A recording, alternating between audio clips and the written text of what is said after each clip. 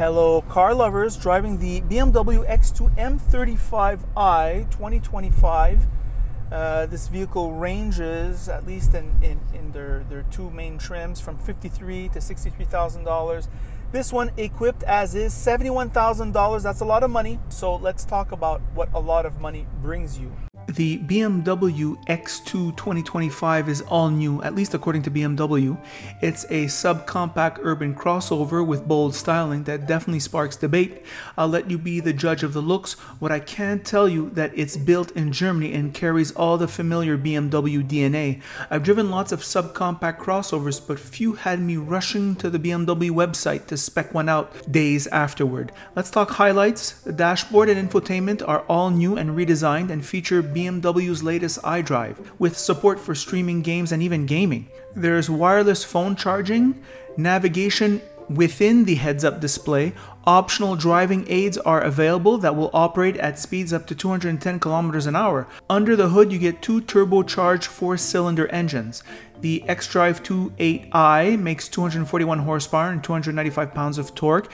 The sportier M35i xDrive bumps that up to 312 horsepower, same torque. The fuel economy is solid. 28i is 9.7 liters in the city, 7.1 liters on the highway. That's 2433 mpg. The M35i delivers 10.3 liters in the city and 7.3 liters on the highway, or 2332 mpg. Both come with a 7-speed dual-clutch automatic transmission. In Canada, all models are all-wheel drive.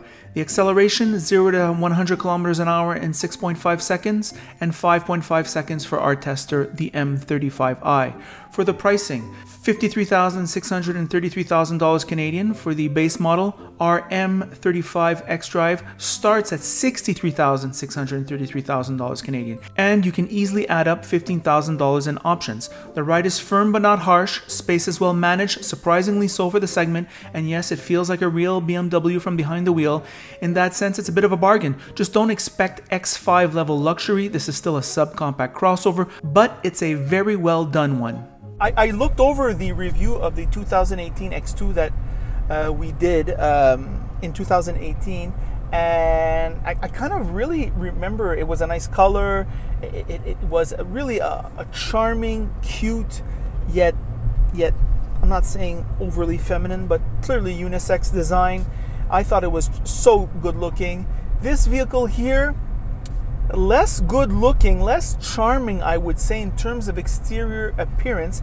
However, this exterior styling delivers in terms of prestige, of looking powerful, of looking like, you know, there's a brand there. There's a brand prestige, I could say. So the prestigious look still very present in this vehicle, and I think that's really important. I think a lot of people, this is the entry into BMW world, and I think a lot of people who work hard, God knows I know plenty of people who did that. I did it in 2010. You work hard, you know, you save your money, you work harder than everyone else, so therefore you need to be rewarded, right? I remember I bought myself a BMW 3 Series. It was a wonderful ownership experience. So one of my co-workers bought not quite an X2 but an X1 very recently, and of course I like to have conversations with my co-workers about these things, and she loves her X1. She finds it so personal. She just enjoys walking up to it, getting into it. It makes her feel really happy, and guess what? She's a smart, hard worker. So, well, there you have it. But there you have it. Smart, hard work equals BMW. I think that's that's what it means, right? And I can see it with everyone around me. So that's the exterior styling. On the interior, how does BMW make you feel? Well, this is a very classic BMW experience. The seats are the stuffing, if you want, of the seats are quite hard. You know, they're not soft, but they're not uncomfortable.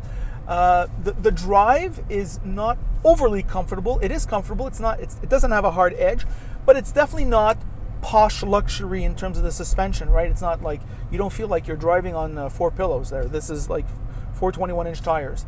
So I'm going over these speed bumps very easily. I'm driving in the city of Laval, which is unfortunately, over the years, neglect. That's kind of like, that should be like on Quebec license plates. Instead of it should be written neglect. So this, at least in terms of the roads, it's taking them in stride, right? So that's really good stuff for this vehicle, you know, with this really sporty pretension, big wheels, low profile tires, the coupe design in the back for the hatch. Speaking of the coupe design in the hatch, it does cut into your trunk space, right? Obviously, it's going to cut into that. However, sitting behind myself, I did have quite a bit of room. Sitting here, I do have quite a bit of room, which is kind of saying something. This is technically a subcompact, so in terms of space management, I'm sitting here in front with Ross. There is no problem. There's bolsters here for the legs, which seem to be harsh, but are really not that uncomfortable. I'm here with my mansplaining position, and I'm doing fine. So these side bolsters here are very pronounced. However, fortunately, there is an adjustment here that you can make to open them up, and the lumbar support really travels up well. I find often lumbar supports, they like, you can feel it inflate, but it doesn't go quite high enough in your mid back. The BMW lumbar support really goes up high, and you have here the almost only BMW does this, the leg thigh support. It's extendable here for your seat. So this is a very well thought out seat, thought out about the comfort of the passengers, and it also thought about the general sportiness, right? This feels like it's keeping me in place. Plus, if you put your foot on the dead pedal, you're going to stick yourself really fine into place. So this has got this covered. What about the daily livability? Well, front visibility and side visibility, very similar to, I would say, the 3 Series, which is good for a sedan, but not awesome for a crossover. The rear 3/4 here is a mess. There's nothing, and here in back too, it's a mess. You can see it. It's just not working. So in terms of like those fussy backing up, you're going to need into you're going to need the cameras. Going forward, I think you can see your angles quite well. So that is the ease of living with. Looking around here, this interior, the materials here, I would say, are satisfactory. You know, there's like this mouse skin here, pretty good. The sound insulation is very good. I mean, when you close those BMW doors, boom, you feel like you're in your own little cocoon. It's very, very quiet here. You see this gigantic piece of rubber for the weathering. You see the felt. You close the door, boom, it feels really solid. That is good. Now, in terms of this interior quality, you're not getting like an M440i in terms of the interior quality. Yes, the M steering wheel is awesome, though quite wide. Usually they're a little bit more contracted because it kind of like has this mess with your mind, you know, feels more go-karty. This material here too, it's all very good, except it's not, you're not getting a $100,000 car there. Let's just be clear about that. In terms of like this space here, you get nice cup holders, there's phone recharging, there's this infotainment. This is the new infotainment on all BMWs now. They're kind of like have like this digital dash and the infotainment. It's all one piece. It's very good. Today's very sunny out. These screens are run for their money. I'm telling you, they're performing really well. So no problem on that level. It's got a decent ergonomic here in terms of just the easiness to use.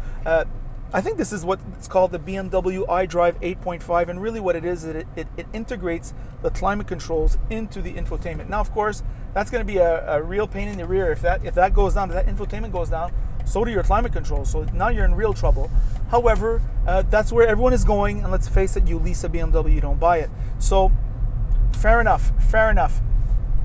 Seating space, BMW is a pretty good packaging company in the sense that we talk about Honda, Acura, about them being brilliant packaging companies, but I don't think BMW gets enough credit, and with the exception of the new 5 Series, they're really good stuff. I mean, this vehicle is subcompact. My God, we have a lot of room. So in terms of a livability, I mean, if you can squeeze it in your budget, this is very good. You can have like 2 kids here. There's no problem. As long as you're not like 6'10" adults. I'm 5'9", sitting behind myself. There is no problem whatsoever. So you can squeeze your friends there in a pinch if you want to go out one night. So that's also available. Another characteristic, Ross made the remark on the French video, and you know, of course, I've noticed it, but I don't think I say it often enough when I review BMWs, and it needs to be said. the combination of transmission engine characteristics, that kind of like power that you have, it's always just the right amount of power. The transmission always shifts into the right gear. It's always like super smooth. This is very high level. This is the high level driving experience. I think it does it better than everyone else. So engine transmission combination, A1. I just think, you know, BMW, they're just fighting for your money so much. You know, it's really dynamic in terms of like its feel. Now, since BMW went to like electric power steering, like I think in 2012, they've always had an on-center, like a play. But other than that, it does go very well. So they're improving slowly. It's still not perfect, and that's what I have to say about that. So what are my final thoughts on this vehicle? Well, it's a first-class affair. You know, for this price, you do get the big panoramic roof, you get the heads-up display, you get the big Harman-Kardon sound system. Those are all points in its favor. However, the competition is so cutthroat at $71,000. There's a lot of options, and so you have to shop around. You have to think what's for you. There's certainly no one does the personal experience like BMW in terms of just how it makes you feel. I think Audi used to come close. I just feel, I don't know, Audi has been, I don't want to say less relevant, but they're just, I don't know, it's just not my brand anymore.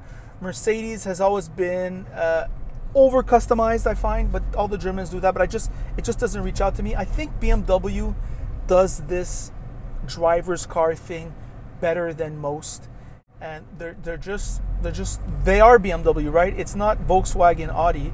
They are BMW. That's all they do are BMWs, and that's all they have on the brain when they're making their cars, which I find really, really fun.